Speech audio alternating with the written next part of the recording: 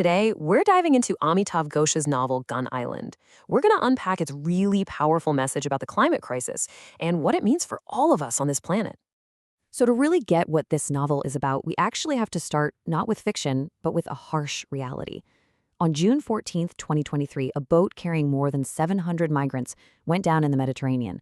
The death toll was just staggering. Somewhere between 500 and 600 people lost their lives. This tragedy, it really sets the stage for the human stakes at the very heart of this story. And that brings us to Gun Island. See, Gosh imagines a very similar boat. It's also painted blue, and it's also filled with people who are just desperate for a safe place to land. But here's the thing. Gosh asks a huge question that just hangs over the entire book. Does this story have to end in tragedy? Is there another way? And that question, right there, it opens up the novel's first big idea: environmentalism without borders. Gun Island makes this incredibly compelling case that when it comes to the climate crisis, those lines we've drawn on maps, they're becoming completely meaningless. Now, there's an academic term for this: planetary environmentalism. But let's break it down. It's basically the idea that we can't think about the environment in terms of local problems anymore. This has to be on a global scale, beyond borders, because it's the future of the entire planet that's on the line. And Ghosh is super clever about how he shows this.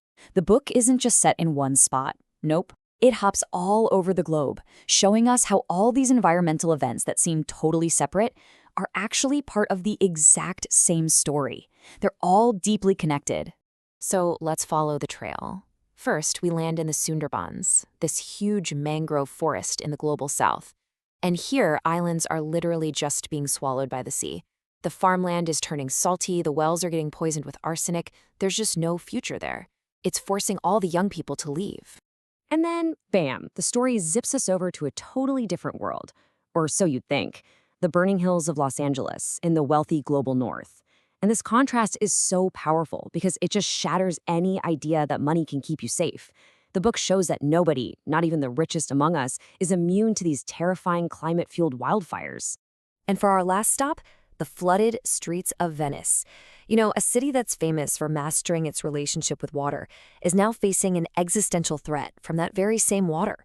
The high tides, the acqua alta, they're getting worse, more destructive, turning this beautiful, historic place into a symbol of just how vulnerable we all are.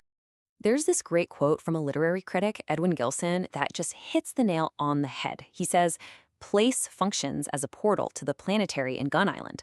So what he's getting at is that Ghosh uses these really specific, personal stories of struggle in the Sundarbans, in LA, in Venice, to paint a much, much bigger picture of a planet in crisis.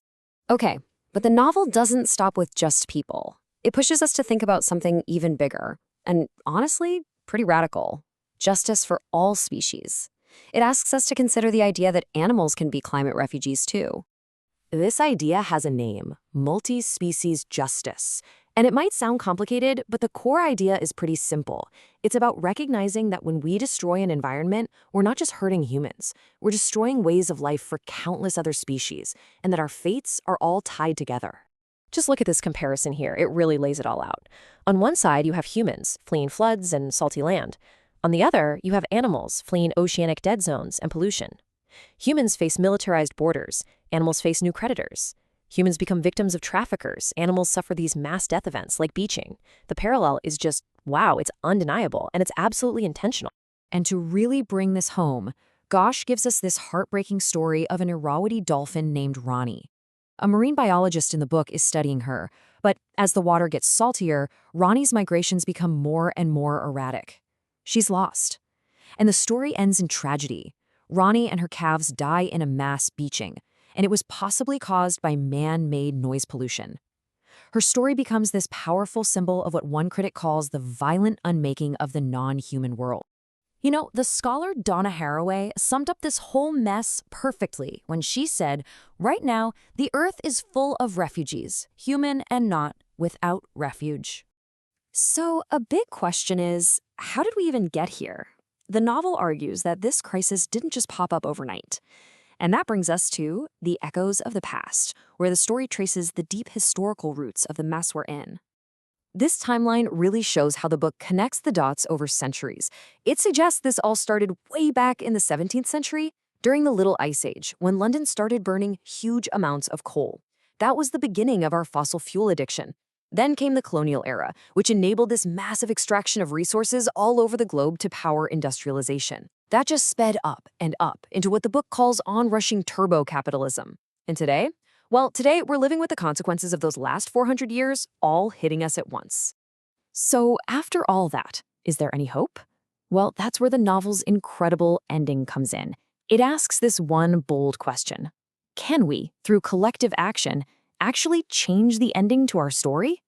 Okay, so picture this. The climax of the whole book is this super tense moment. You've got that blue boat full of migrants. They've made it all the way across the Mediterranean, but they're being stopped by the Italian Navy. They're forbidden to land. It's a total standoff. So let's walk through what happens. First, you have the confrontation. The migrant boat is blocked by warships. Then, a moment of solidarity. Another ship full of activists shows up to help and to bear witness. But then, something truly wild happens. This massive, almost unbelievable swarm of migrating whales and dolphins and birds surrounds all the boats. And this leads to the final step, an awakening. The naval admiral on the warship sees this, and he doesn't see a coincidence. He sees a miracle. And he defies his orders and rescues the people on the boat. So what does this all mean? This awakening isn't just about one guy changing his mind. It's a symbol for something way bigger. It's this vision of what our future could look like. A moment where all different species, all different cultures and ethnicities come together because they're finally facing the same shared threat. The novel leaves us with this idea of pockets of hope. It suggests that maybe, just maybe, things can change, even when it seems impossible. And that really brings the question back to us, doesn't it? In our reality, can we actually build a truly planetary response to a planetary crisis?